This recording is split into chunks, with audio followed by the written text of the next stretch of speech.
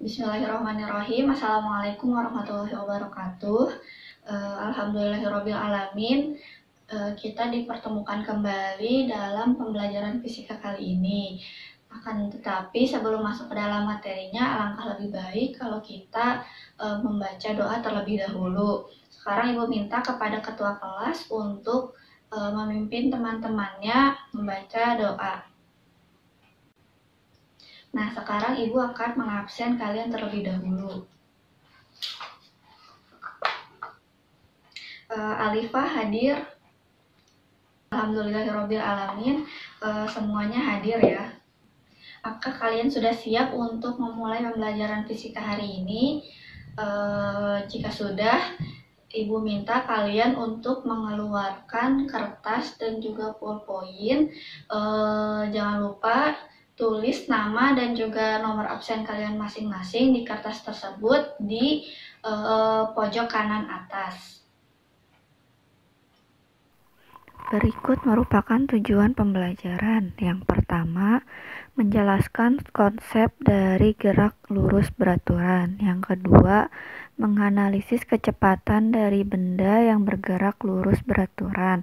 Yang ketiga, menerapkan konsep gerak lurus beraturan dalam kehidupan sehari-hari. Yang keempat, mengaplikasikan gerak lurus beraturan dalam kehidupan sehari-hari. Sekarang kita masuk ke dalam materi. Hari ini kita akan membahas mengenai gerak lurus beraturan. Nah, sebelum itu Ibu mau bertanya terlebih dahulu. Kan kemarin kita telah membahas mengenai materi gerak lurus. Nah, sekarang Ibu minta kalian untuk menuliskan di Q1 apa hubungan materi yang telah kita pelajari di pertemuan yang kemarin dengan materi gerak lurus beraturan. Tulis di Q1. Sudah? Jika sudah, sekarang Ibu minta 2 orang dari kalian untuk membacakan jawaban dari Q1. Nah, sekarang kita masuk ke dalam materi gerak lurus beraturan. Di sini yang pertama, sebuah benda dikatakan bergerak lurus beraturan jika lintasan dari benda tersebut merupakan garis lurus dan kecepatan dari setiap saatnya adalah tetap. Jadi dapat kita tarik kesimpulan bahwa syarat dari gerak lurus beraturan itu sendiri adalah yang pertama, lintasan dari benda tersebut itu membentuk lintasan yang lurus dan kecepatan dari benda tersebut setiap saatnya adalah tetap, atau dapat kita katakan V sama dengan konstan. Nah, dalam kehidupan sehari-hari ini, gerak lurus beraturan secara ideal akan sulit untuk ditemukan. Maka kita akan melakukan pendekatan, yaitu dengan cara dianalogikakan. Seperti contohnya pada sebuah rel yang lurus terdapat kereta api yang dianggap bergerak lurus. Nah, jika kereta api menempuh perpindahan yang sama pada selang waktu yang sama, maka gerak kereta api tersebut dapat dikatakan gerak lurus beraturan. Nah, setelah mendengar pemaparan materi dari Ibu, sekarang Ibu minta kalian untuk menuliskan 2 contoh dari gerak lurus beraturan itu sendiri dalam kehidupan sehari-hari. Tulis di Q2. Nah, di sini terdapat grafik hubungan antara jarak tempuh atau S terhadap waktu tempuhnya atau T akan membentuk sebuah grafik linier. Nah, di sini dapat kita katakan bahwa hubungannya adalah hubungan S dengan T adalah berbanding lurus. Jadi semakin besar jarak tempuhnya, maka waktunya juga akan semakin besar. Begitupun sebaliknya, semakin kecil jarak tempuhnya, maka waktu yang dibutuhkan akan semakin kecil. Nah, sekarang Ibu minta kalian untuk menggambarkan grafik hubungan antara jarak dan juga waktu yang telah Ibu tadi berikan, dan juga berikan penjelasan sedikit mengenai grafik tersebut. Tulis di Q3.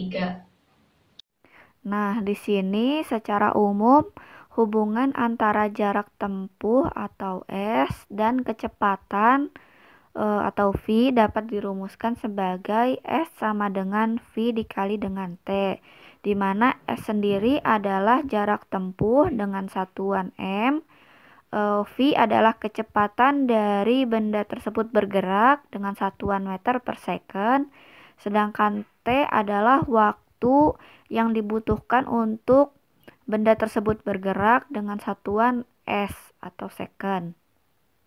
Nah, di sini dari persamaan yang tadi kita dapat membuat sebuah grafik di mana hubungan V dengan T adalah membentuk grafik seperti ini, di mana grafik tersebut di sini dapat berbentuk seperti persegi 4, di mana persegi 4 tersebut adalah S.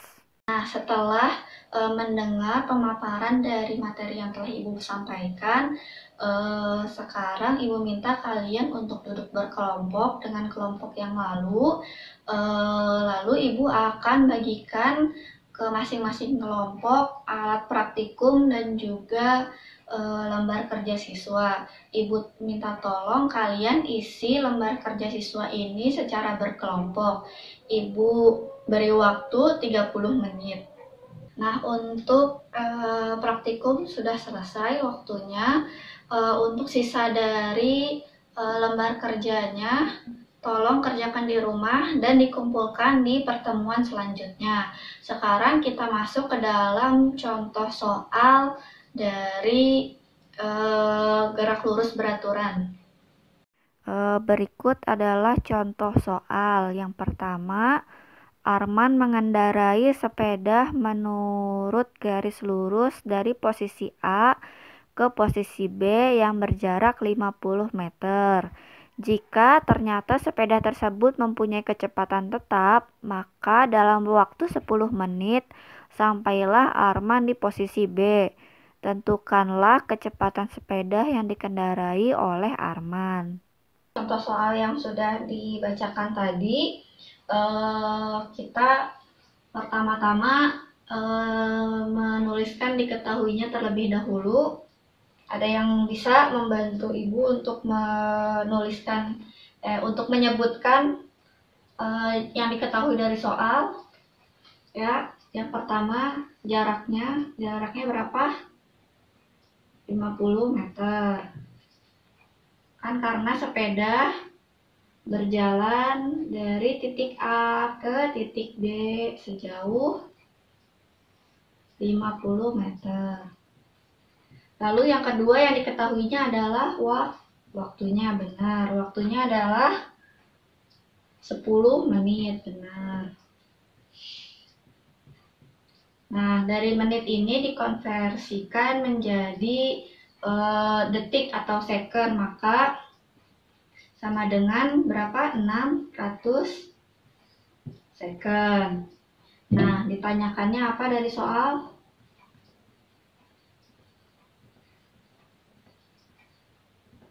Tanyakannya adalah V. Maka jawabannya adalah, rumus V sendiri adalah V sama dengan S per T. Benar. Nah, di sini S-nya sendiri adalah berapa? 50 dibagi dengan T-nya adalah 600. Maka berapa hasilnya? Coba dihitung. Ya benar, 0,083 meter per second. Jadi kecepatan dari sepeda dari titik A menuju titik B itu sendiri kecepatannya adalah 0,083 meter per second. Seperti itu. Nah, berikut adalah contoh soal yang kedua. Sebuah benda bergerak lurus beraturan dengan kecepatan 72 km per jam. Jika benda tersebut bergerak selama 30 menit, berapakah jarak yang ditempuh oleh benda tersebut? Nah, untuk contoh soal yang kedua, itu bagaimana sebuah benda bergerak dengan kecepatannya berapa? 72 km per jam. Maka V-nya sama dengan 72 km per jam. Lalu yang diketahuinya lagi adalah waktu tempuh T-nya sendiri adalah berapa? 30 menit, benar. Nah, T sama dengan 30 menit. Kita ubah menjadi second, benar. Jadi 30 menit diubah menjadi second berapa? Benar, 1800 second. Nah, ininya juga, kecepatannya juga ubah menjadi meter per second. Jadi gimana cara merubahnya? Jadi cara merubahnya 72 km per jam. Ini diubah menjadi meter per second. Jam ke second itu 3600 second. 1 jam itu 3600 second.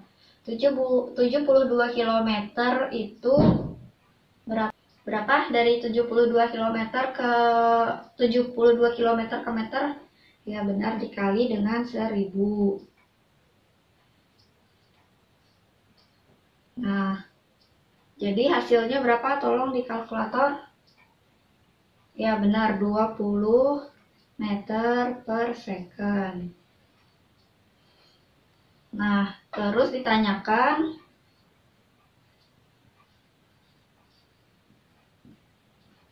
tanyakannya adalah jaraknya atau S. Nah, cara menjawabnya sebentar, ini dihapus terlebih dahulu.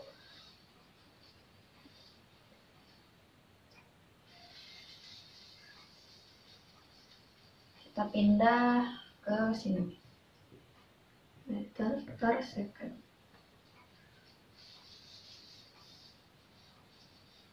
Terus ditanyakannya di atas.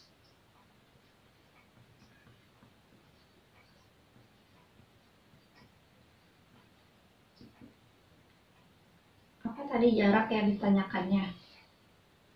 Nah, rumusnya jawab. Rumus dari jarak sendiri adalah S sama dengan V dikali dengan T. Benar. Jadi V-nya itu 20 dikali dengan T-nya 1800. Jadi berapa jaraknya? Berapa? 36.000 meter. Nah, jadi jarak yang ditempuh oleh benda ini adalah sebesar 36.000 meter, begitu. Alhamdulillahirrabbilalamin, pembelajaran fisika telah selesai. Sekarang Ibu minta kalian untuk menuliskan kesimpulan dari materi gerak lurus beraturan di Q4. Sudah, sekarang Ibu minta 2 orang dari kalian untuk membacakan kesimpulan dari pembelajaran fisika kali ini. Alhamdulillahirabbil alamin, pembelajaran telah selesai. Mudah-mudahan materi ini dapat bermanfaat bagi kalian. Untuk pertemuan selanjutnya kita akan membahas mengenai gerak lurus berubah beraturan atau GLBB. Ibu minta kalian untuk belajar terlebih dahulu dan jangan lupa untuk lembar kerja siswa yang tadi telah Ibu berikan dikumpulkan pada pertemuan selanjutnya. Sekian dari Ibu. Wassalamualaikum warahmatullahi wabarakatuh.